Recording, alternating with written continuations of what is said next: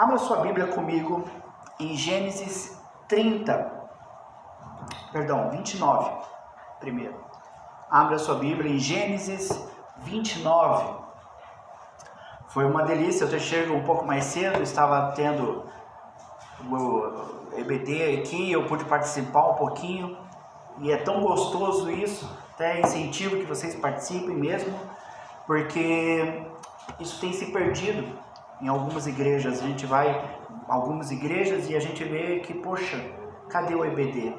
Cadê o estudo da palavra? Cadê o desenvolvimento disso? Como é gostoso estudar a palavra.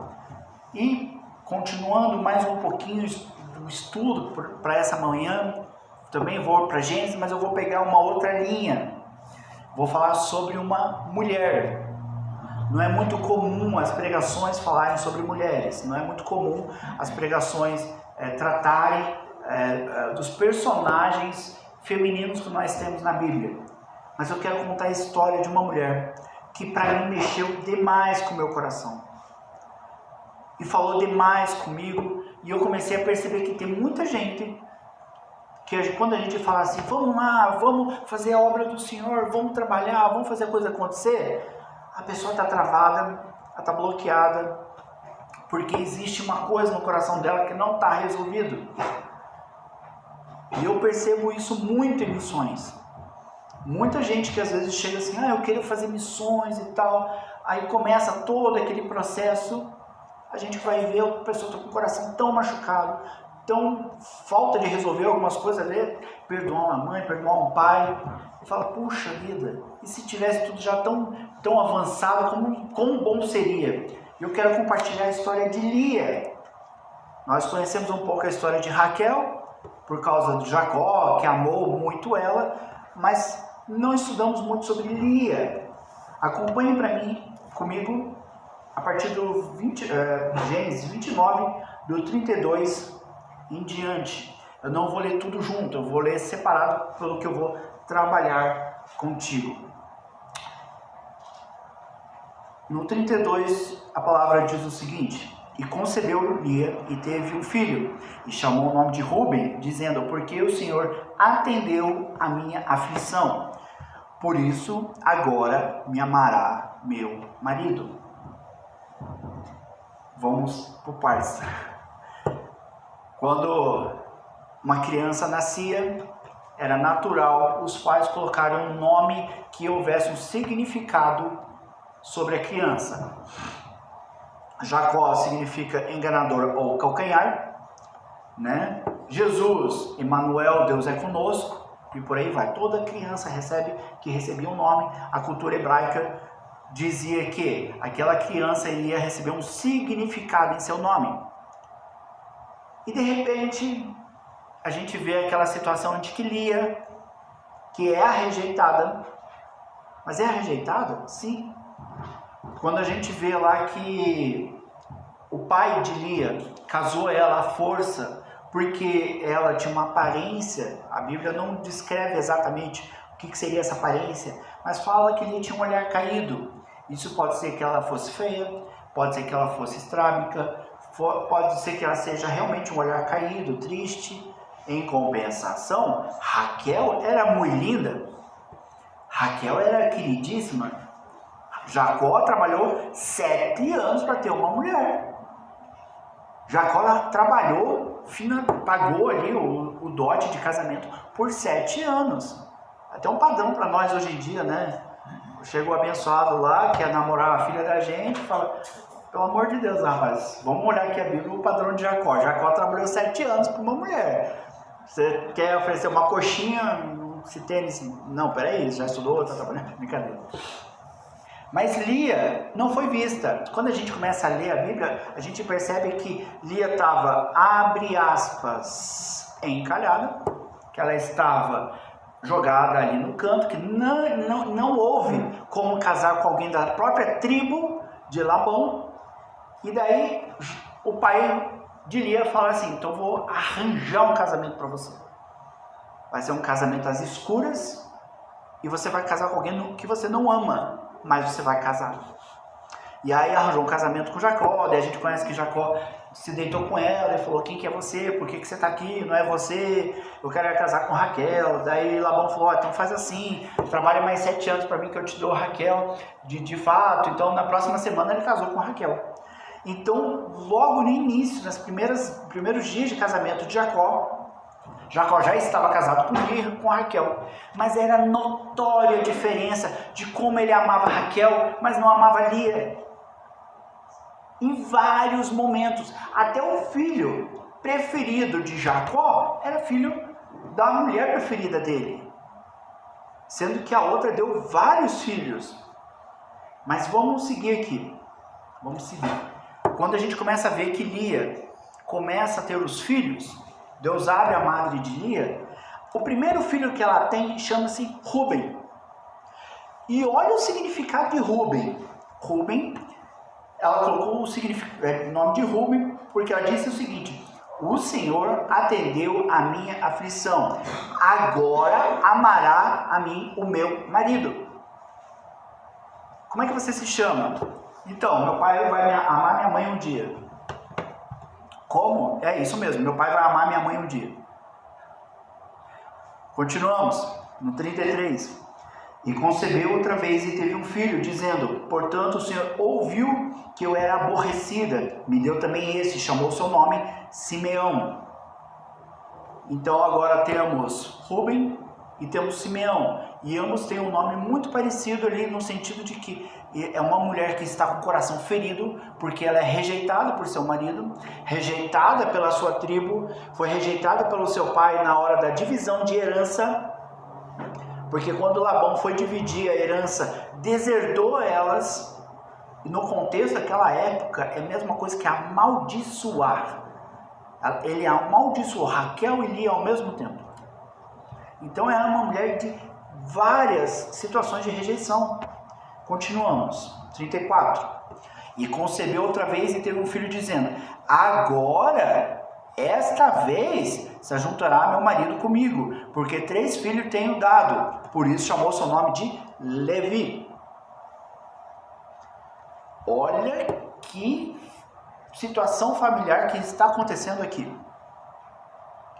A mulher está gerando filhos de acordo com o seu coração ferido, com o seu coração carente, de acordo com o seu coração não tratado no Senhor. Que perigo, que problema. A gente começa a ver as tribos de Israel levando o nome de uma situação de rejeição que uma mulher passou. Passou. Continuamos. O quarto filho chegou no 35 e concebeu outra vez e teve um filho, dizendo: dessa vez louvarei o Senhor, por isso chamou o seu nome de Judá, e por enquanto cessou de ter filhos. Ufa, pelo menos o Judá não. Desta vez louvarei o Senhor. Dessa vez não vou clamar porque meu marido vai ficar comigo, que meu marido vai casar comigo, que ele vai morar na minha tenda, ou que ele vai me amar. Dessa vez vou louvar o Senhor. Continuamos. No 30, Gênesis 30, 18, fala do 5º filho, nascimento do 5º filho. Então disse Lia: Deus tem me dado o meu galardão, pois tenho dado minha serva ao meu marido, e chamou seu nome de Isacar. No 6º filho, que é no capítulo 30, 20, diz assim: e disse Lia: Deus me deu a mim uma boa dádiva, Senhor, desta vez morará o meu marido comigo, porque eu tenho lhe dado 6 filhos. O que isso fala comigo e contigo? Que nem na escola dominical foi falado. Quando quando falo nós, é a humanidade. Quando Adão caiu, quando Eva caiu, quando houve a queda da humanidade, nós deixamos de seguir o projeto original do Senhor por causa do pecado que entrou no mundo. E a partir de então começamos a morrer. E graças a Deus morremos, porque senão a gente viveria para sempre longe da presença do Senhor, porque a gente teria comido daquela outra árvore que não podia. Nós temos doenças, nós temos problemas emocionais. E eu não sei qual é o histórico de vida de cada um aqui, mas eu sei que muitos de nós já passou por rejeição paterna. Mas como que você sabe disso? Queridos, existe um estudo no Brasil que fala que 35% da população brasileira não tem ou não sabe quem é o pai. Não tem o nome do papai no RG. É como se fosse 1/3 de nós aqui, a cada 3 pessoas, um de nós não tem o nome do papai no RG. Isso é uma ferida tremenda. Sendo que, na verdade, nós temos um pai. Um pai que nos ama, que nos resgatou, um pai que tem um propósito de vida para nós, que depois que ele nos resgata, nos limpa, ele fala, peraí que não acabou, tem mais, eu tenho um propósito para você, eu tenho uma identidade para você. Quando a gente chega na Ásia, é um absurdo a quantidade de crianças que não têm nem pai e nem mãe. É um absurdo. A quantidade de pais que são apenas genitores, foram lá, serviram para poder fazer o filho e foram embora. É terrível. É uma quantidade tão absurda, que a gente começa a entender o contexto que está todo mundo envolvido ali. E de repente joga a conta para quem? Joga a conta para os deuses. Os deuses que resgatem, os deuses que cuidem. Você sabia que, por exemplo, quando você vai ali no Paquistão, que é do lado, você vai ali nessas regiões e a criança bate no vidro para pedir dinheiro, eles fazem um sinal assim, ó. Aqui a gente faz assim, né? Não, porque hoje a gente vira cá, não sei. Mas lá eles fazem assim, ó. Sabe o que quer dizer isso? O Deus proverá. O Deus vai prover para você. Eu não tenho, não vou te dar nada. Deus vai ver. Joga a conta para Deus. Que terrível isso.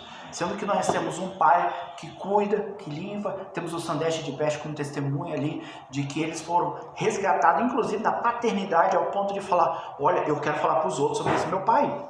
Eu quero falar para os outros sobre o que Deus tem feito na nossa vida. Quando a gente chega em Lia e a gente começa a ver os nossos problemas atuais sendo repetidos lá atrás ou repetidos aqui agora, tanto faz, né?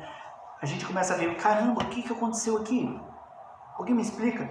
Como que uma mulher que tinha aquele sentimento de rejeição conseguiu dar um nome para os filhos do seu problema de rejeição? Será que Deus deixou por isso mesmo? Vamos lá. Quando Lia deu os nomes para os filhos dela, são 6 filhos ao todo. São 6 filhos que Lia deu a Jacó. Ou seja, Lia, você sabia que Lia é considerada matriarca do povo de Israel? Porque metade da tribo, metade do povo vem de Lia. Raquel só deu 2. José e Benjamim. Mas Lia deu 6. É metade da tribo. Lembrando que são 12. E daí começa uma dualidade dentro da casa de Jacó. Não começou, porque ele mesmo plantou quando foi com Jacó, quando ele roubou a herança de Esaú, e isso perpetuou sobre a vida e sobre a casa de Israel. Quer ver uma curiosidade bem rapidinha? Primeiro teve a situação dos filhos de Lia venderam o filho de Raquel. Lembra lá que os filhos de Jacó pegaram José e jogaram e venderam, e José foi parar lá no Egito? Começou por aí a dualidade, porque o filho de Raquel provocava os filhos de Lia. Era assim que era visto, não era visto os irmãos, era visto porque ele era muito querido e os outros eram filho da rejeição. E de repente começa essa provocação, onde os filhos de Lia vendem o filho de Raquel. Continuando, Moisés é herança de Lia. Moisés, se você vai estudar, graças a Deus, uma das partes mais importantes da Bíblia é fulano que gerou ciclano, porque nos faz ver essas coisas. Moisés é filho de Lia, pela sua genealogia, é filho de Lia. Mas é curioso, porque o filho de Lia não pôde entrar na terra prometida. Josué, filho de Raquel, ele veio ali da linhagem de Raquel, entrou. Para aí? Não para. Chegamos ao rei Saul. Rei Saul, que foi rejeitado depois por causa dos suas atitudes. Ele foi escolhido pelo Senhor e depois rejeitado pelo Senhor por causa da sua própria atitude. Não porque Deus falou, eu vou te rejeitar. Mas Saul é filho de Raquel. Tanto que quando Saul foi ungido rei, depois que ele perdeu as mulas lá, foi ungido, tem uma partezinha, um versículo que poucas pessoas percebem, mas fala ali que vá pelo caminho do túmulo de Raquel. É quase assim um apontamento da referência do que se trata a conversa, do que se trata a situação. Falando que Saul é filho de Raquel. Só que Lia foi sepultada junto com os patriarcas. Olha que loucura. Raquel foi sepultada no caminho para Damasco, se não estiver enganado. Eu acho que é Damasco. Raquel foi sepultada numa estrada que era caminho para Damasco. Lia foi sepultada junto com os patriarcas. Abraão, Isaac. Depois morreu Jacó, foi sepultado junto eternamente, tá os dois juntinhos ali. Que loucura. Voltando, rei Saul, filho de Raquel. Mas você sabe quem que veio depois, que é filho de Lia? Rei Davi, porque rei Davi é da tribo de Judá. E Judá é filho de Lia. Queridos, além de trazer cura para o nosso coração, eu quero encerrar, é uma palavra bem curta mesmo, porque eu quero só fazer um começo do que o Espírito Santo vai trabalhar no seu coração. Do que ele vai trabalhar no seu coração no sentido de rejeição, no sentido de quais dificuldades. Eu não sei se você já teve rejeição por causa do seu dinheiro. Às vezes você é excluído de uma área social por causa da quantidade de dinheiro que você tem. Às vezes você é rejeitado por um marido. Você achou que seria tudo certo, tudo bem, e não foi. Às vezes você é rejeitado na escola por causa da sua orelha, do seu nariz, seu cabelo, seu sapato, sua roupa, do jeito que você come. Eu não sei o que pode ter acontecido a você. Mas eu quero falar sobre um Deus que cura, inclusive sara almas. Lia, hoje em dia, a gente sabe, porque ela já morreu, está lá com o Senhor, certo? Só que tem uma coisa, que a hora que eu li aquilo, eu comecei a dar glória a Deus, falei, olha, Deus é bom, o Senhor realmente, Ele restaura a nossa história, Ele resgata a nossa história, Ele faz as coisas diferentes.